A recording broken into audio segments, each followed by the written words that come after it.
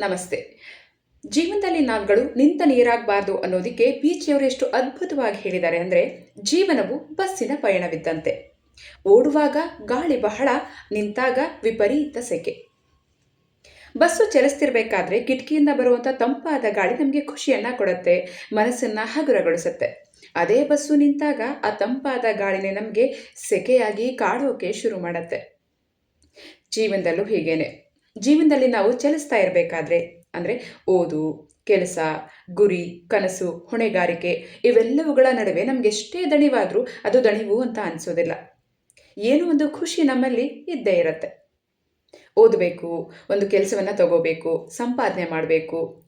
ಆ ಸಂಪಾದನೆಯಿಂದ ನಮ್ಮ ಆಸೆ, ಆಕಾಂಕ್ಷೆ, ನಮ್ಮ ಗುರಿಗಳನ್ನ ಸಾಧಿಸಬೇಕು. ಇವೆಲ್ಲವೂ ನಮ್ಮ ಮನಸ್ಸಲ್ಲಿ ಇರುತ್ತಲ್ವ. ಹಾಗಾಗಿ ಆ ನಮ್ಮ ಬದುಕಿನ ಓಟ ನಮಗೆ ಕಷ್ಟ ಅಂತ ಅನಿಸೋದಿಲ್ಲ. ಆ ಕಷ್ಟದಲ್ಲೂ ನಾವೇನೋ ಒಂದು ಖುಷಿಯನ್ನು ಕಾಣ್ತಾ ಇರ್ತೀವಿ.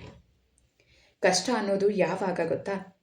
ನಾವು ಯಾವಾಗ ನಿಂತು ಬಿಡ್ತೀವೋ ಆಗ ನಿಜವಾದ ಕಷ್ಟ ಪ್ರಾರಂಭವಾಗುತ್ತೆ. ನಮ್ಮ ಯೋಚನೆಗಳು ಭಾರವಾಗ್ತಾ ಹೋಗುತ್ತೆ. ಸಮಯ ಅನ್ನೋದು ದಿನೇ ದಿನೇ ಹೊರೆಯಾಗಿ ನಮ್ಮನ್ನು ಕಾಡುತ್ತೆ.